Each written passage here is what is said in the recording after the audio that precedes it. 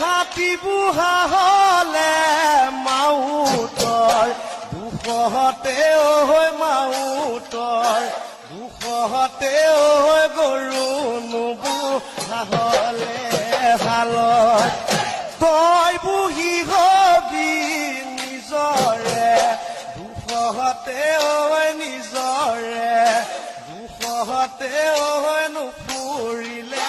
একাৰে পাছত মোৰে নাচনীয়